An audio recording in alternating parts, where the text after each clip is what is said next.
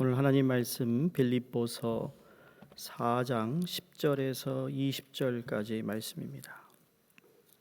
빌립보서 4장 10절에서 20절까지입니다. 제가 먼저 읽겠습니다. 내가 주 안에서 크게 기뻐함은 너희가 나를 생각하던 것이 이제 다시 싹이 나미니 너희가 또한 이를 위하여 생각은 하였으나 기회가 없었느니라. 내가 궁핍함으로 말하는 것이 아니니라.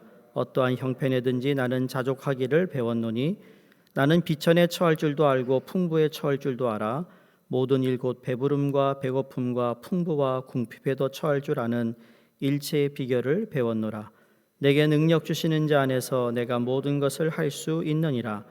그러나 너희가 내 괴로움에 함께 참여하였으니 잘하였도다. 빌립보 사람들아, 너희도 알거니와 복음의 시초에 내가 마게도냐를 떠날 때에 주고받는 내 일에 참여한 교회가 너희 외에 아무도 없었느니라. 데살로니가에 있을 때에도 너희가 한 번뿐 아니라 두 번이나 나의 쓸 것을 보내었도다. 내가 선물을 구함이 아니요 오직 너희에게 유익하도록 풍성한 열매를 구함이라. 내게는 모든 것이 있고 또 풍부한지라. 에바브로디도 편에 너희가 준 것을 받음으로 내가 풍족하니 이는 받으실 만한 향기로운 제물이요 하나님을 기쁘시게 한 것이라. 나의 하나님이 그리스도 예수 안에서 영광 가운데 그 풍성한 대로 너희 모든 쓸 것을 채우시리라. 함께 있습니다. 하나님 곧 우리 아버지께 세세 무궁하도록 영광을 돌릴지어다. 아멘. 기도하겠습니다. 하나님 감사합니다. 하나님의 약속을 우리가 생각하며 하나님 오늘 주의 말씀을 통해 참 주님께서 놀라운 약속들을 하나씩 다시 기억나게 하시고 또 약속의 말씀이 싹이 트게 하시고 그 말씀의 열매가 우리 가운데 있게 해 주시옵소서.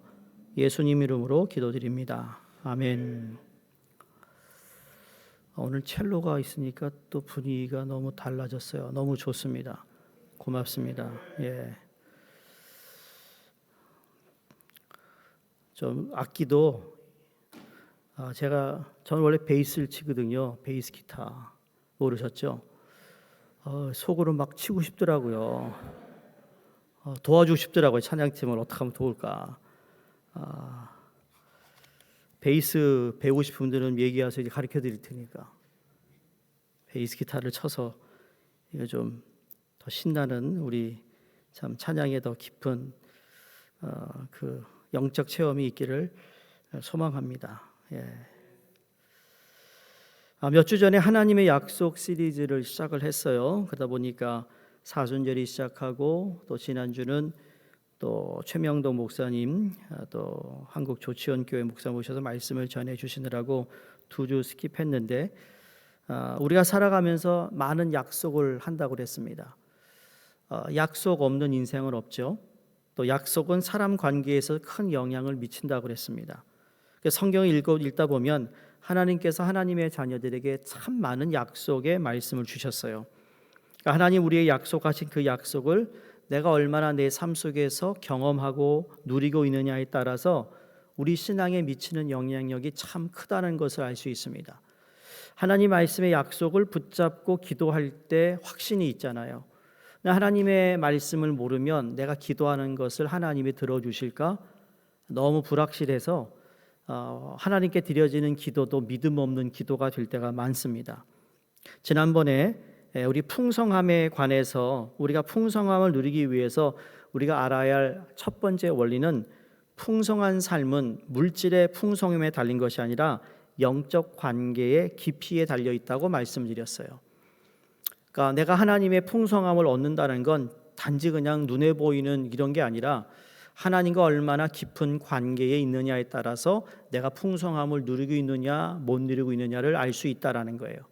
지금 사도 바울이 빌립보 교회에다가 편지를 쓰면서 지금 사도 바울이 처한 상황이 솔직히 만만치가 않은 거예요. 지금 감옥에 있거든요. 그럼에도 불구하고 하나님과의 관계에서 있는 그 삶이 내게는 참 풍성함을 누리고 있다라고 하는 것을 그들이 깨닫게 하고 있는 말씀이에요.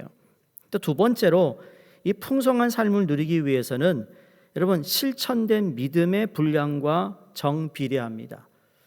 무슨 말인가 하면 풍성한 삶이라는 건 지적인 믿음이 아니라 실천된 믿음에서 정비례하는 거예요. 우리 한국 분들이 건강에 참 특별히 관심이 많잖아요. 그 소위 영어로 서플리멘트라고 하는데 우리가 먹는 음식 말고도 몸에 좋다는 약이 얼마나 많은지 몰라요. 그렇죠? 그거 다 먹다가 죽겠어요. 저도 뭐 누가 계셔서 뭐 이렇게 막 한 주먹 집사람이 줬는데 먹고 소화가 안 돼가지고요. 나 못 먹겠다고. 약이 너무 많으면 이게 또 힘든 거예요. 다 좋은 거 아니잖아요. 물론 우리가 필요한 약은 먹겠지만 몸에 좋다라는 거 정말 많이 먹고 한국 사람처럼 이 웰빙도 없을 거예요. 근데 여러분 웰빙이 영어잖아요. 근데 영어에 웰빙이 없다라는 거 아세요? 한국 사람이 만드는 단어예요. 웰빙. 물론 영어로 WLL 그다음 BING인데 이건 미국 사람이 Do you know well-being? 그러면 What? 그럽니다. 한국 사람이 만든 콩글리시예요. well-being. 또 재미있는 얘기. 스킨십? 그 영어죠? 스킨십이라는 단어가 없어요. 미국에. 깜짝 놀라요. What? 스킨 what? 그럼 우리 영어인데 모르냐 그러잖아요. 몰라요. 몰라. 웰빙도 그런 거예요. 웰빙. 웰빙이라는 마케팅 전략을 가진 회사들이 얼마나 많이 여러분 한때 정말 웰빙이었어요. 웰빙 음식에 대해 아는 것과 그 웰빙의 음식을 섭취하는 것은 다른 거예요. 아는 것과 그걸 경험한 것과는 다르다라는 거죠.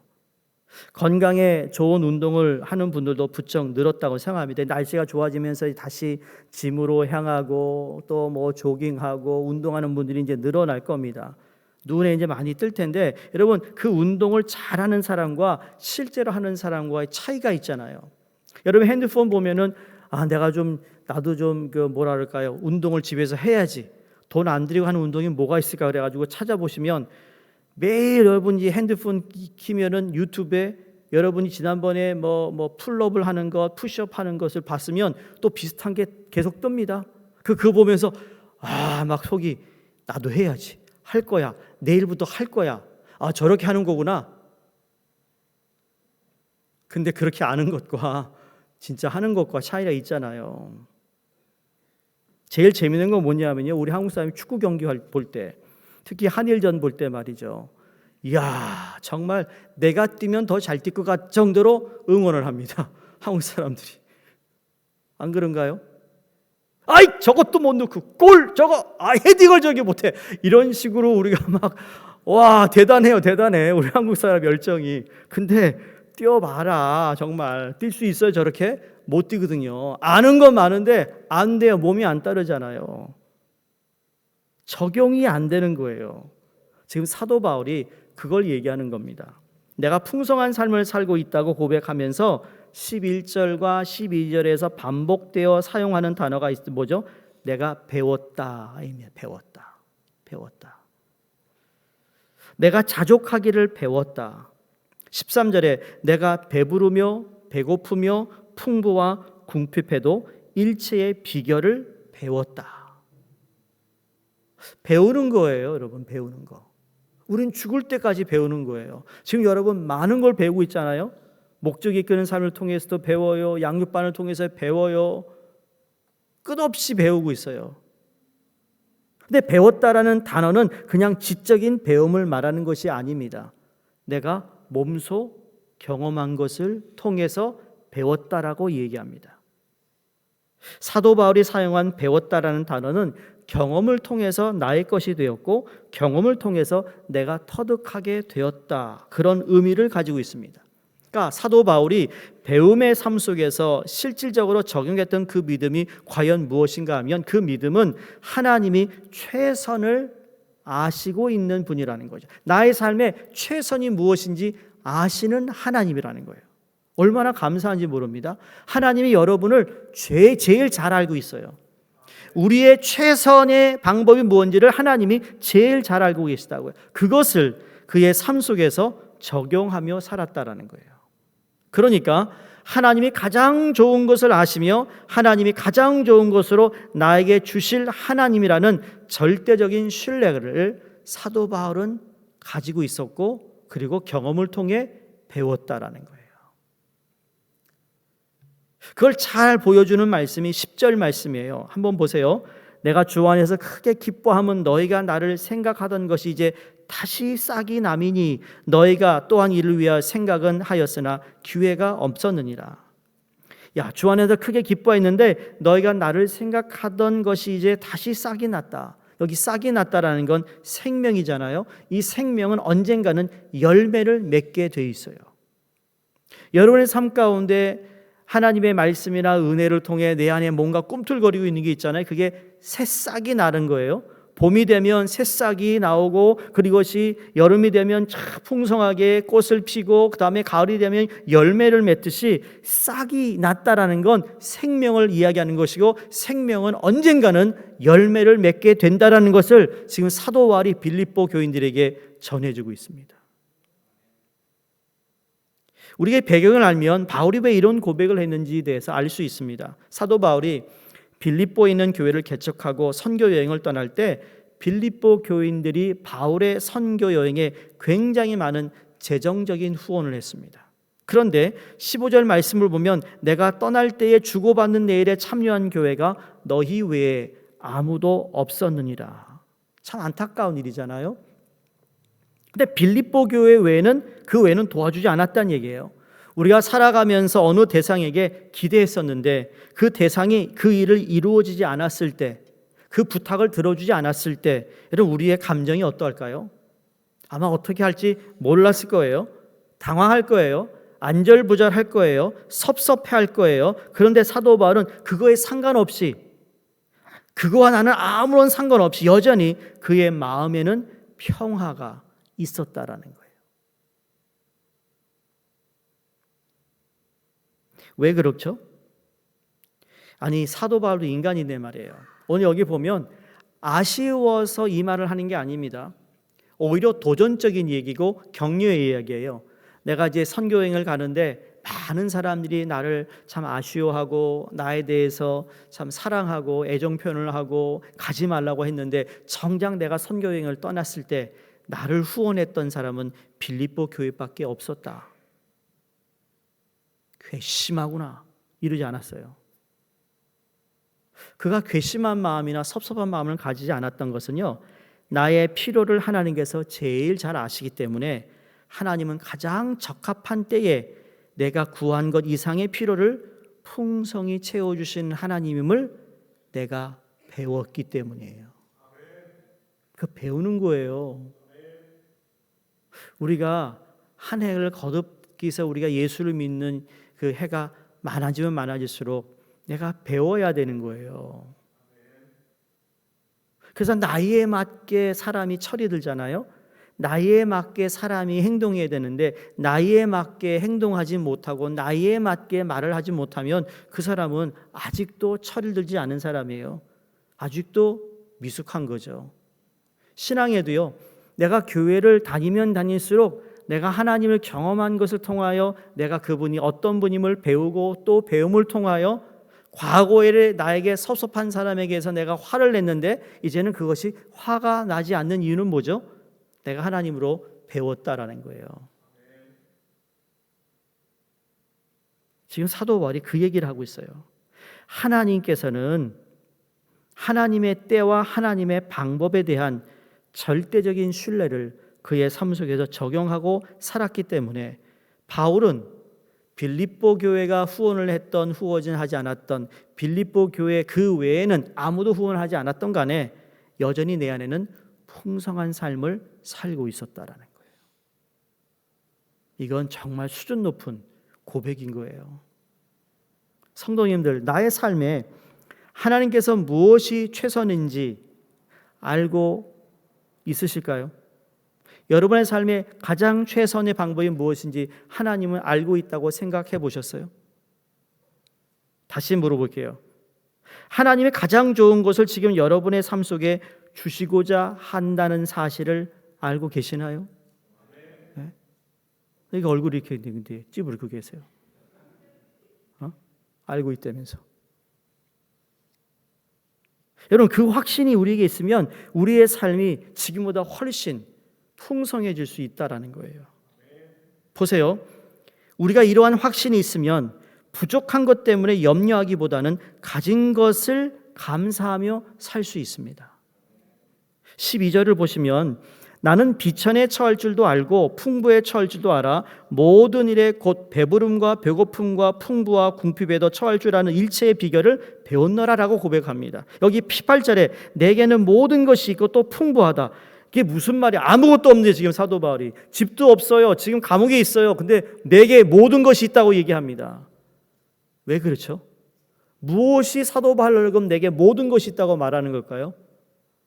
좀 답 좀 해보세요. 왜 모든 것이 있죠? 사도 바울에? 여러분, 우리에게 하나님이 선물을 주시는데 선물을 주시는 선물보다 더 중요한 건 누구죠? 선물을 주실 수 있는 그 하나님이 더 중요한 거잖아요. 하나님은 모든 걸 다 가지고 계시기 때문에 내 손에 지금 아무것도 없어도 나는 하나님 한 분만으로 모든 것을 가지고 있다라고 고백할 수 있다라는 거예요. 바울에게 지금 없는 것을 불평하지 않을 수 있는 믿음이 있었습니다. 왜냐하면 하나님이 필요하다면 주실 수 있다라는 확신이 있었기 때문입니다. 이게 우리가 가져야 할 삶의 어떻게 보면 소위 프린시플이라고 할까요? 원칙, 원리라고 말하면 좋겠어요. 우리가 아파요. 질병이 있어요. 질병이 있지만 내가 치료를 받고 있음에도 불구하고 약을 먹어도 별로 이렇게 회복되지 않는 상황 속에 있다 할지라도 여러분 우리는 믿어야 될 게 뭐냐면 하나님은 치유하시는 하나님이라는 걸 믿는 거예요. 어렵지요 이게. 눈에 보이지 않는데 그래도 나는 하나님은 전지전능하신 하나님을 믿는 거로 시작한다는 거예요. 내 지금 감옥에 있고 손에 아무것도 없는데 나는 모든 것이 있고 풍부하다라고 고백할 수 있는 이유는 모든 만물을 지으신 하나님이 나와 함께 하심을 믿는 거예요. 마치 포도나무와 가지가 붙어 있으면 무엇인지 열매를 맺을 수 있다고 하신 말씀과 똑같은 거예요. 대부분 사람은요, 내가 풍성하게 살지 못하는 것은 없기 때문이라고 생각합니다. 부족하기 때문이라고 생각해요. 그런데 실제로 우리가 풍성하게 살지 못하는 이유는 꼭 없기 때문이 아닙니다. 꼭 부족하기 때문이 아닙니다. 하나님이 나에게 지금 최선을 주셨다는 확신이 없기 때문에 지금 감사하지 못하고 살아갈 수 있다라는 거예요. 그만큼 내가 하나님께서 나를 향하신 최선의 방법을 하나님을 알고 있다라는 확신, 이 믿음이 이렇게 사람의 삶을 바꿔놓아요. 하늘과 땅과 차이의 삶을 산다니까요. 이게 염려도 그래요. 염려 때문에 풍성하게 살지 못하는 사람들이 우리 주위에 얼마나 많은지 모릅니다. 염려합니다. 염려. 너희는 아무것도 염려하지 말라. 기억하세요? 2주 전에 성경 암송. 아무것도 염려하지 말라. 기도와 간구로 그것을 하나님께 아뢰라. 그리하면 모든 지각이 뛰어나신 하나님의 평강인 그리스도 예수 안에서 너의 마음과 생각을 지키시리라. 아멘. 벙어리가 되셨어요? 그때그때만 암송하고 계시나요? 조금만 생각해 보시라고. 조금만 보세요. 저 좀 보세요. 구약에서 이해 안 되는 게 신약에서 풀리고 신약에서 이해가 안 되는 게 구약에서 풀려요. 여러분이 설교를 이렇게 듣고 있는데 대략 여러분이 이해는 하는데 어떤 부분은 저게 도대체 어떤 의미일까? 풀리지 않는데요. 여러분이 목적의 교는 삶을 읽다 보니까 이게 이거랑 이와 같은 말이네. 맥락상 그런 걸 우리가 깨닫게 돼요. 여러분이 성경을 이렇게 쓰고 있는데 이 말씀이 그 말씀인가?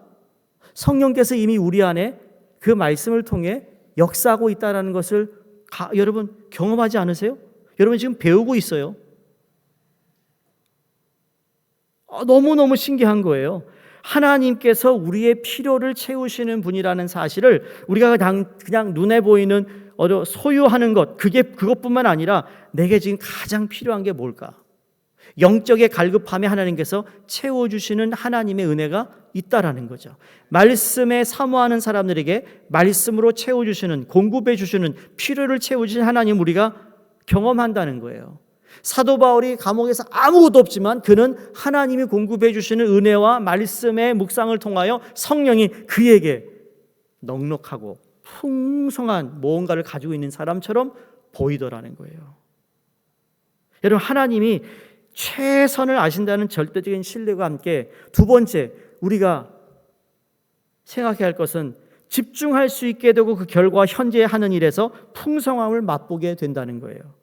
자, 과거에 매인 사람은 현재를 놓치기가 쉽습니다. 너무 미래에 몰두한 사람도 현재를 놓치고 사는 삶이 살기가 참 쉽지 않아요. 너무 과거형도 안 되고 미래형도 안 돼요. 심리학자들이 그런 얘기합니다. 우리 삶 속에서 풍성함을 빼앗아가는 것이 두려움인데 두려움에는 네 가지가 있대요. 첫 번째, 결핍에 대한 두려움이라고 합니다. 결핍. 두 번째, 고통에 대한 두려움. 세 번째, 실패에 대한 두려움. 네 번째가 죽음에 대한 두려움이래요. 우리도 하려면 이 두려움이 풍성한 삶을 살지 못하게 한다는 거예요. 그러니까 두려움 때문에 풍성한 삶을 못해요. 또 염려 때문에 못해요. 나는 없다, 부족하다 그럽니다. 아까 우리가 불렀던 찬양, 나는 아무것도 아닙니다. 나는 아무것도 못합니다. 그 고백부터 시작되는 거예요.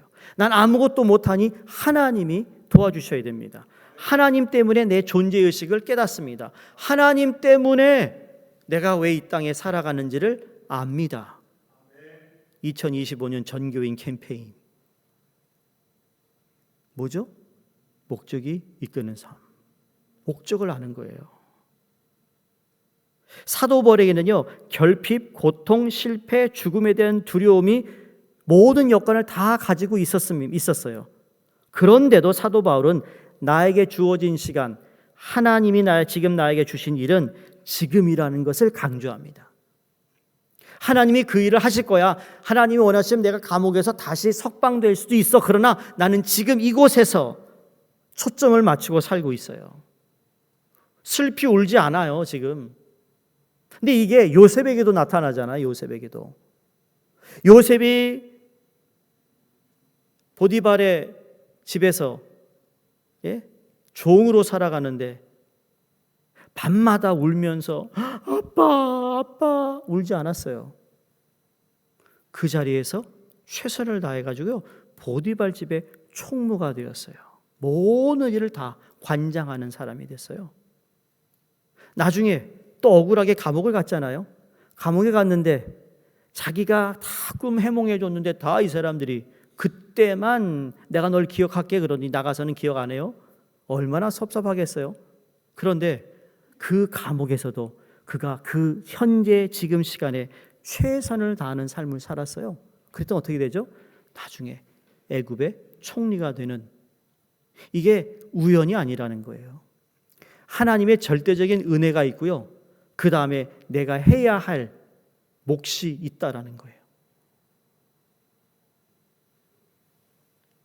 그래서 오늘 빌립보를 마치면서 이런 말씀합니다. 19절에 나의 하나님 그리스도 예수 안에서 영광 가운데 그 풍성한 대로 너희 모든 쓸 것을 채우시리라.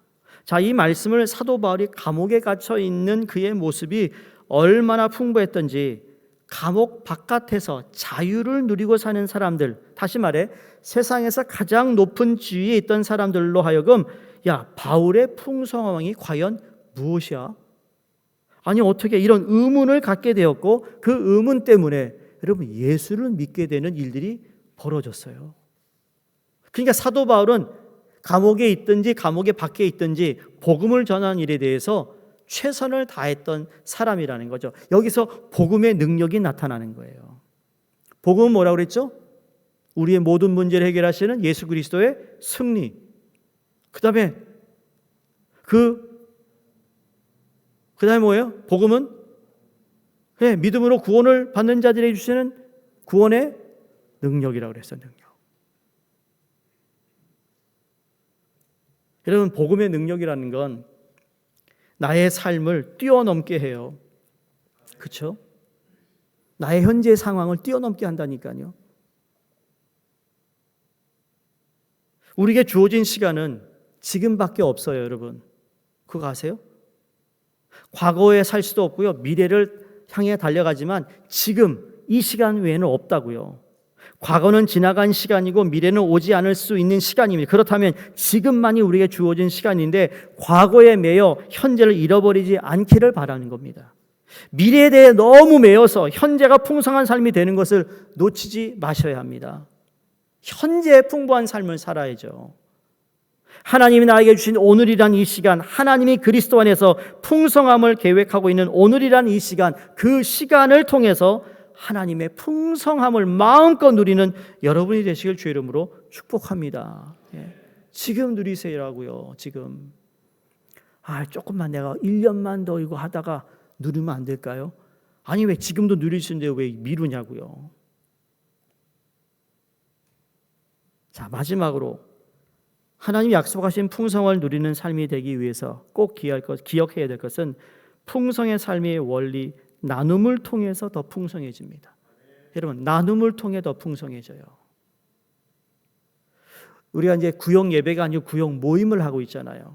구역 모임은 어떻게 바뀌었죠, 여러분? 여러분, 구역 모임이 어떻게 바뀌었어요? 예배에서 모임인데 뭘 하죠, 우리가?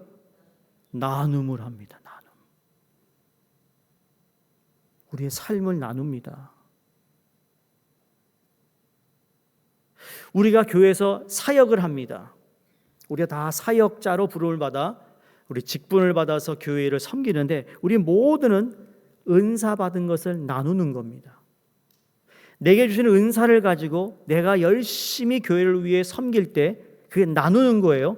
그래서 나를 통하여 누군가가 교회에 정말 교회 오니까 아무개 누가 정말 교회를 잘 깔끔하게 이렇게 잘 정리해 주셨구나. 고맙네. 그러면 나는 내게 주신 은사를 가지고 다른 사람이 할 수 없는 일들을 또 내가 내 재능을 교회를 위해 드릴 때 이게 또 나눔이 되는 거예요. 이게 교회의 아름다움이에요. 근데 만약에 내가 아무런 나눔을 하지 않는다. 나는요 할 게 없어요. 뭐 잘 못해요. You wanna bet? 저하고 한 시간만 얘기하자고요. 그럼 내가 뭐 할 건지 알려드릴게요. 나 일 찾는 거 잘하거든요. 할 일이 너무 많아요. 할 게 많다니까요, 진짜. 제가 지금 절제하고 있어요.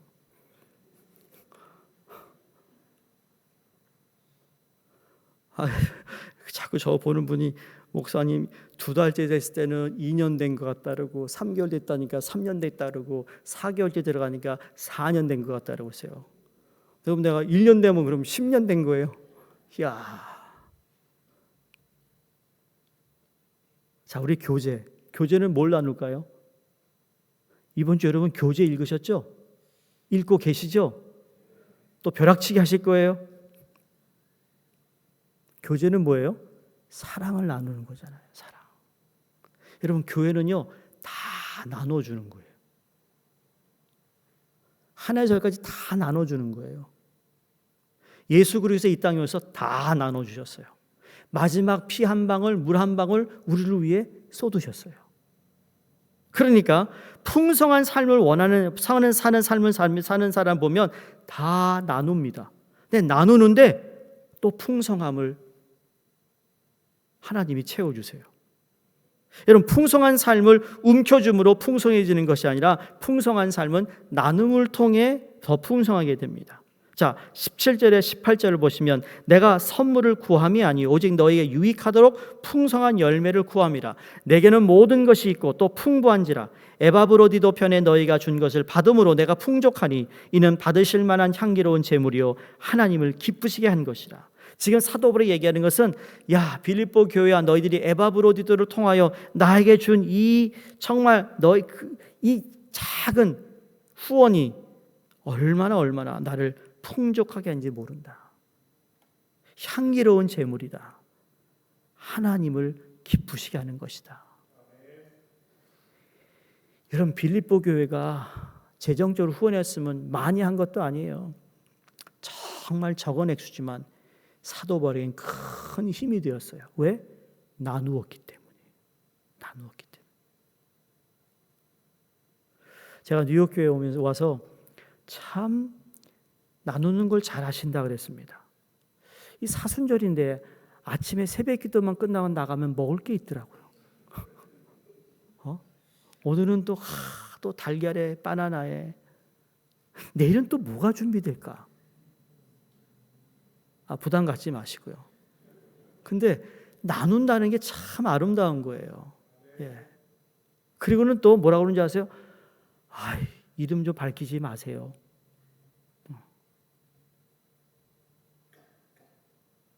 나눔. 아름다운 단어예요. 그러니까 빌립보 교인들이 선물을 보냈을 때 보내준 선물 너무나 감사히 잘 받았다라고 그래도 되는데, 굳이 바울이 좀 더 나아가 얘기하잖아요. 바울의 마음속에는 나눔을 통해서 더 풍성해지는 것을 빌립보 교인들이 이 풍성의 비결을 놓치지 않기를 위해 그들에게 다시 말씀을 전하고 있는 거예요. 받았어.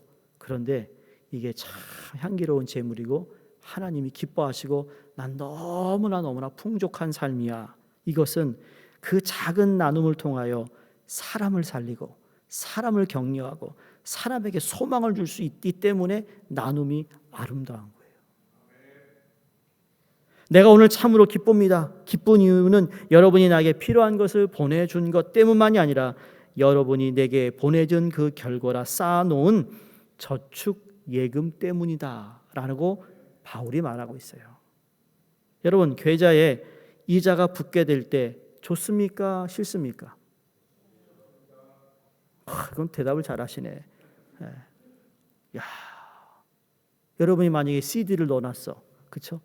CD가 몇 프로, 한 4.5% 되면 말이죠. 그 액수가 많을수록 내게 주어진 이자가 더 커요. 그렇죠? 그거는 진짜 꽁돈인 것 같아요. 지금 사도 바울이 빌립보 교인들에게 네가 나에게 한 건 저축 예금과도 같다 그래요. 여러분, 세상의 계산법은 나누면 어떻게 되죠? 내가 나눠 가지면 어떻게 돼요? 내가 가진 게 줄어들어요. 그렇죠? 그래서 우리가 나누는 것을 망설이는 이유가 내가 줄어드니까, 내가 가진 것이. 근데 2-1은 분명히 1입니다. 근데 하나님의 계산법은 달라요. 하나님의 계산법에서 2-1은 뭘까요? 3. 말도 안 되죠? 아니요. 2-1은 3보다 더 큰 숫자가 될 수도 있어요. 하나님의 계산법은 그렇다라는 거예요. 내가 나누면 계속 내가 없어야 되는데 하나님 어떻게든 또 나에게 채워주시는 하나님을 경험하는, 이걸 바로 사도 바울은 배웠다. 없을 때는 없던 대로 배웠고 있을 때는 있을 대로 배웠고 자족하는 걸 배웠다고. 왜 그런 줄 아세요? 우리가 나눌 때 나눔은 하나님께 빌려드리는 것이 되기 때문이에요. 잠언서 19장 17절 이렇게 말합니다. 쉬운 성경입니다. 제가 읽어드립니다. 잠언서 19장 17절. 여러분이 꼭 기억하세요. 가난한 자에게 베푸는 이는 나누는 거예요. 여호와께 빌려드리는 것이니 그분이 후하게 보상하시리라. 이제 볼 겁니다, 여러분. 얼마나 나누나, 얼마나 저축을 하나. 이게 저축하는 거래요. 근데 하나님이 그 후에 보상한대요. 누가복음 6장 38절이 제가 좋아하는 구절인데 보세요.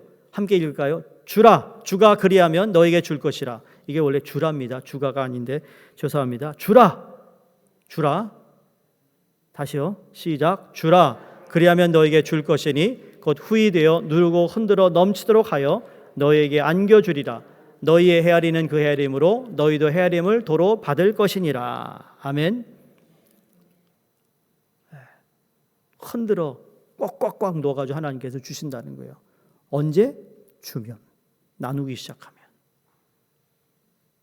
그 아침에 금계란인데 계란을 이렇게 삶아오신 보면 계란으로 가득 채워주실 거라고 믿습니다. 계란만 채워주시지 않고요. 아까 그랬죠? 2-1은 뭐라고요? 3. 그 이상도 된다고요. 복 받으실 거예요. 그러니까 나눈다는 것은 하나님께 빌려드리는 것이고 나눔은 풍성한 삶을 가져온다. 자, 나눔이 더 풍성한 삶을 누리는 또 한 가지 이유가 있는데 18절을 봅니다. 받으실 만한 향기로운 제물이요 하나님을 기쁘시게 한 것이라 그랬습니다. 무슨 말인가 하면 하나님을 기쁘시게 했기 때문에 여러분의 삶이 풍성하게 될 것이라는 거죠. 우리 목적이 이끄는 삶, 우리 첫 번째가 뭐였어요? 하나님을 기쁘시게 하는 삶이었어요. 그렇죠? 하나님이 기뻐하면 그것처럼 좋은 게 없는 거예요. 하나님을 기쁘게 하는 삶을 살겠다고 결단했을 때 하나님께서 가만히 있지 않는다는 거예요. 하나님을 기쁘시게 하는 것과 내 삶이 풍성해야 되는 것과 무슨 관계가 있을까? 여러분, 너무나 큰 엄청난 것을 우리가 얻게 된다는 거예요. 하나님의 기쁨을 위해 창조가 되었잖아요. 그래서 우리의 삶이 하나님께 기쁨을 드리는 그러한 삶이 되었을 때 우리의 삶이 풍성해지는 겁니다. 여러분, 미국에서 한동안 인기 있었던 TV 프로그램 중에 하나가 가정 형편이 넉넉하지 못한 사람들이 요청을 합니다. 자기 집이 너무 낡아가지고 이 집을 고칠 만한 돈도 없어요. 여건이 하나도 없어요. 그래서 그런 사람들을 이렇게 섭외해가지고 집을 새롭게 꾸며주는 것을 Extreme Makeover라고 합니다. 보셨을 거예요. Extreme Makeover. 그래가지고요, 여기 집 지어주는 사람들이 다 플러밍, 전기공, 목수 다 붙어가지고 다 자원봉사를 해요. 모든 자재도 다 후원금으로 받아가지고 집을 고쳐줍니다. 그럼 인테리어 디자이너이 와가지고 여기는 어떻게 하고 벽을 무너뜨리고 여기다 이렇게 새 걸 놓고 쫙 다 설명하고 이제 작업에 들어갑니다. 근데 거기서 일하는 모든 사람들이요, 에이 정말 짜증나게 시리야. 내가 왜 여기 이렇게 하고 있지? 이런 사람이 없어요. 자기 시간, 자기 돈 버는 시간 다 내려놓고 남의 집을 고쳐주는데 그들의 얼굴에는 미소가 계속 얼굴에 남아 있어요. 왜 그럴까요? 보람이 있다라는 거예요. 나누는 삶, 누구를 위해 정말 가치 있는 일을 하는 사람에게는 돈이 줄 수 없는 정말 엄청난 상금이 있는데 그게 바로 보람이 있다라는 거죠. 그래서 그 메이크오버가 내가 저 차를 딱 막아 놓습니다. 집 앞을. 그래서 안 보이게. 그래가지고 집주인을 데려오거든요. Are you ready? 그러면 yeah. 그러면 이제 올라가서 이제 저 버스가 샥 지나가면 집이 새 집으로 두꺼 봐라 헌 집 죽게 새 집 따오 이런 식으로 말이죠. 새 집으로 완전히 변했어요. 그러면 새 집을 받은 그 가족도 막 펑펑 울고요. 자기가 시간을 들여 돈도 받지 않고 봉사한 그 사람들도 같이 울어요. 너무 기뻐해요. 그게 어떻게 보면 나눔을 통해서 풍성한 삶을 사는 것이 바로 이것과 같다라는 거죠. 그럼 여러분, 풍성한 삶을 누리고 싶다면 내 삶 속에 나눔이 있는가라고 물어야 됩니다. 우리는 정치적, 사회적, 경제적 어려울 때를 살아가고 있습니다. 그래서 어쩌면 움츠리고 살아갈 수도 있습니다. 더 절제하고 절약하고 아껴야 한다는 목소리가 들리는 그러한 때에 살고 있어요. 물론 우리가 절제하면 살아야 하고 지혜롭게 살아야 하지만 그러나 한 가지 가장 위험한 함정이 있어요. 우리로 하여금 풍성한 삶을 놓치며 그 함정에 빠지지 말아야 되는데 그것이 뭔가 하면 움켜쥐는 것이 사는 길이다라고 우리가 생각하면 우리는 함정에 빠진다는 거예요. 움켜쥐는 것은 결코 삶을 풍성하게 하지 못합니다. 삶은 나눔을 통해 풍성해진다는 거예요. 마치 물이 흐를 때, 물이 계속 흘러갈 때 그 시내가 마르지 않듯이 우리가 나눌 때 하나님께 꾸어드리는 것이 된다면 하나님 우리 삶 속에서 풍성하게 채워주실 것을 믿는 것입니다. 사랑하는 성도님들, 작은 나눔이 인생을 바꾸어 놓을 수 있는 그러한 사람들이 우리 주위에 많이 있기를 바랍니다. 우리 뉴욕 성결교회 성도님들은 그 어디서나 참 잘 섬긴다, 잘 나눈다라는 그러한 소문이 나는 교회가 되었으면 좋겠어요. 그래서 우리 인생만 바뀌어지는 것이 아니라 내가 나누어준 사람들까지도 그들의 삶이 변화되고 풍성한 삶을 누릴 수 있는 놀라운 축복의 삶이 우리 가운데 주어졌다는 것을 믿으시고 그 풍성함을 누리실 뿐만 아니라 앞으로 더 많이 나누시는 우리 모두가 되기를 주의 이름으로 축원드립니다. 기도하겠습니다. 하나님 감사합니다. 우리의 삶에 늘 풍성한 것으로 채워주신 하나님 감사합니다. 풍성함이 있음에도 불구하고 하나님 그것을 깨닫지 못했던 우리 어리석음을 용서하시고 나눔을 통해 하나님께서 우리에게 가장 적합한 때에 또 적합한 것으로 채워주시는 놀라운 은혜가 있음을 기억하게 하여 주시옵소서. 하나님 우리에게 가장 좋은 것을 주시는 분임을 하나님 우리가 해가 갈수록 더 알게 하시고 깨닫게 하시고 배우게 하여 주시옵소서. 예수님 이름으로 기도드리옵나이다. 아멘.